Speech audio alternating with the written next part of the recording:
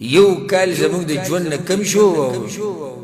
ځوانانو مبارکیانې ورکوي جمع کولو والا ته ووایه باید لګولو یم صحیح لګولو یم خو نه خو داسې ګیم او داسې لوبه د دنیا موږ سره شروع کړې ده که نه لوبه د دنیا موږ سره شروع کړې ده که نه فانی دنیا ده دنیا څه ده فانی دنیا ده کال پوره شو زمونږ ګوره اوس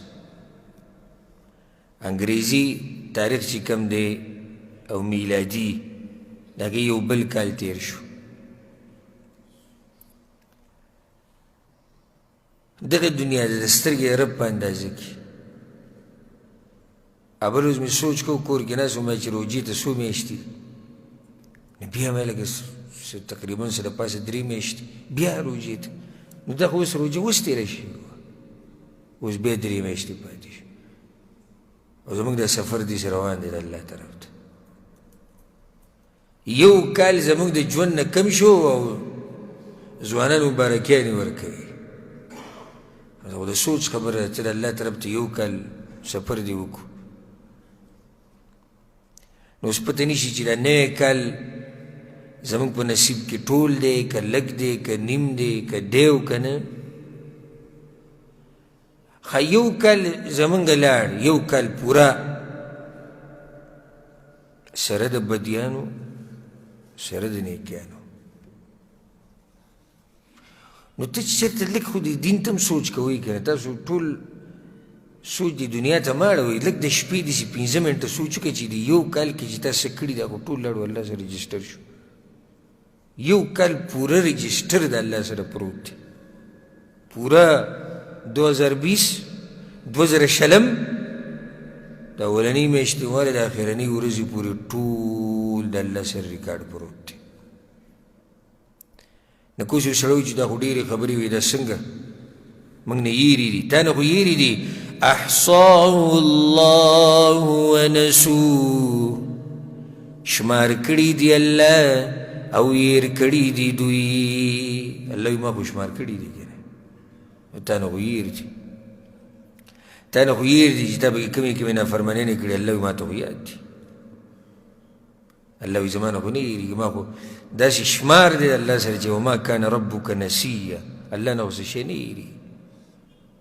نو مه دوکه کېږه په دې دنیا باندې دې دپاره دا حدیث دا باب راوړی بېغایت یې راوړو په دې فاني دنیا باندې به څه دوکه کېږي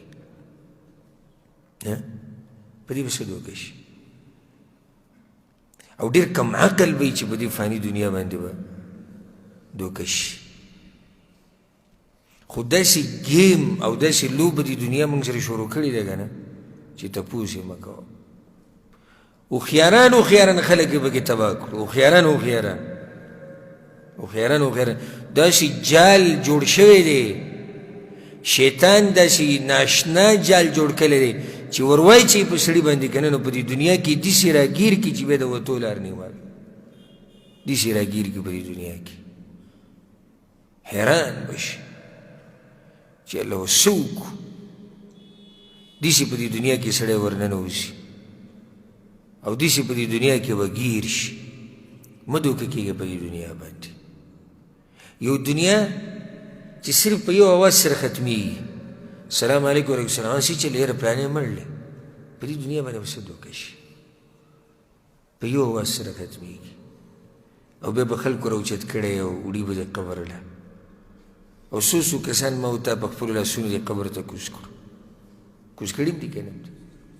جنازو کې تلي یې که نه یې تلي دغه دنیا ده اوس لاړ شي چې د قبرونو له کله نه کله ځئ د قبرونو له نشي تللی ډېر په هفته کې یو ورځ ځئ د جمعې په ورځ ځئ چوټي ځئ د جمعې په ورځ د قبرونه یې نه مړي ښخوئ جنازې کوئ چېرته دې مقبرې ته که لاړې نو زما دا خبره ځان ته رایاده کړې دغه د آخرت بازار دی او په دغه بازار کې زورور خلک پراته دي خو هېڅ پته یې نه لګي ته چې ته لاړ شې مقبرې ته وګوره که داسې دنیا پرته وي په دې کې به زورور نه وي که نشته پکې زورور خو ډېر شی په دې کې به مالداران وي که نه به وي داسې مالداران چې تپوس یې مه کوه په دوی کې به ښایسته وي که نه به وي ډېر شی په دوی کې به علمای که نه وی ښه ډېر شي په دوی کې به انجینیران هم پراته دي په دوی کې ډاکټران هم پراته دي په دوی کې هغه چې وی زما نه بغیر به وي زما بچي څه کوي او دا دنیا به څه کوي بس پکې دا وایي که نه چې لکه د دنیا یو په ما روانه ده هغه به کې هم پراته دي دا دنیا ده په دې به څه دوکه شي چې اخرنی انجام یې هغه دغې خاورې دي